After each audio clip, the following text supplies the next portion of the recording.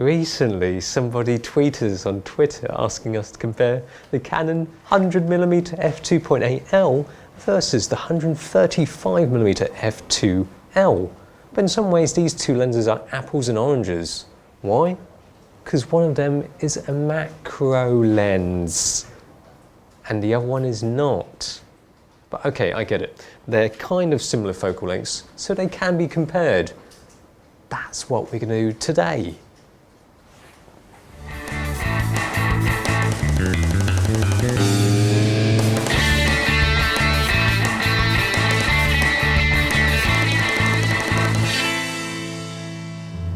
There's a lady in there.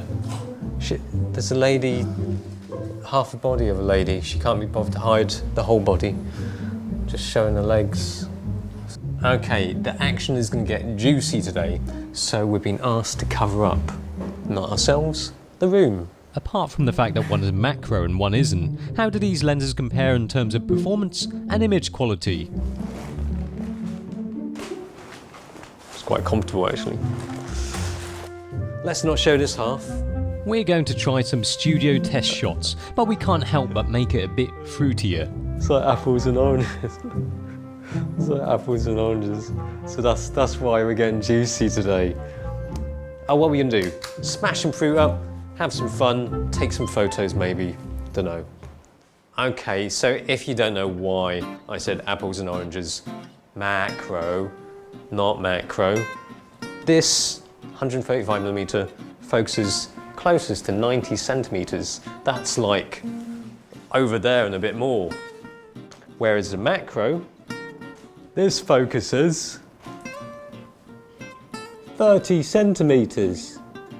That's insane. Not really, it's a macro, that's what it's supposed to do.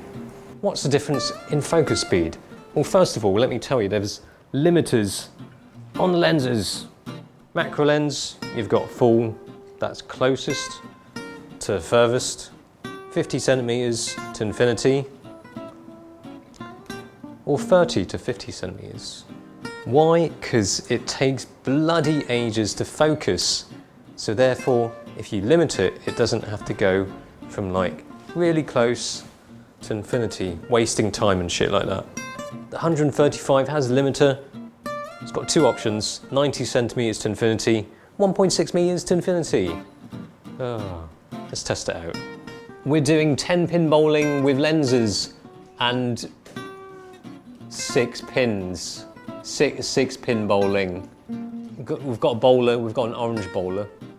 He's gonna bowl it and I'm gonna try and focus from infinity to that bit right there before he smacks the lenses. Hopefully not this macro lens. I'm ready for you. Whoa! The lenses had all been smacked down before I got the shot, so. Okay. Infinity and beyond. Okay. Ah, what the hell? Although the 100mm lens has weather sealing, the 135mm doesn't. It does alright when twanged with an orange. Get away from this psycho. Oh, and that test proved not much, but this is quicker. So there. The 135mm focus is a bit quicker than 100mm, getting that shot in before the orange bowls over the pins. The macro may have 3 limiters, but the focus speed is, although decent, slower than 135mm. 135mm wins. Now it's time to get some studio test shots for image quality comparison, but we want to make some smoothies too, and there's only one way we can do that. So we've got something with a bit more strength. That's why I've got my face here. Okay.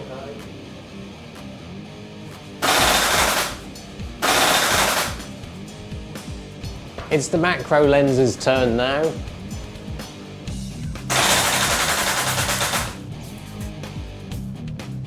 The 100mm f2.8 offers up a good amount of detail. It's a sharp lens, no colour fringing, but the 135mm f2L is going for the title of King of the Rings. Sounds dodge.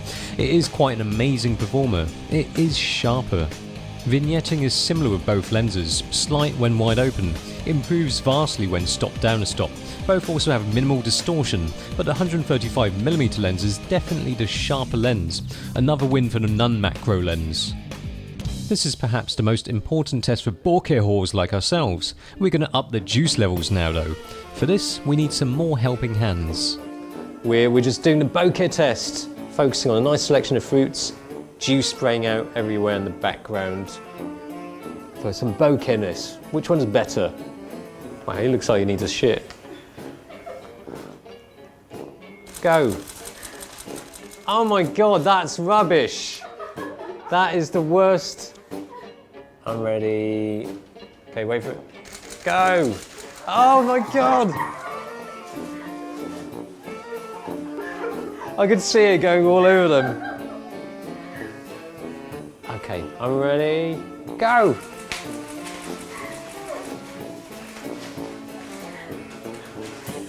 What?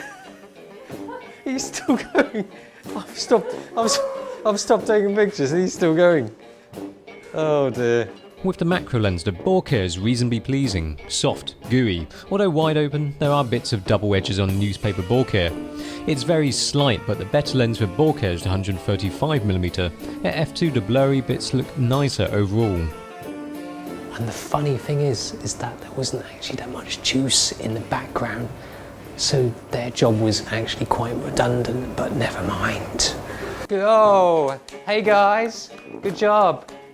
Take 5 now, have a juice. All right, there we are.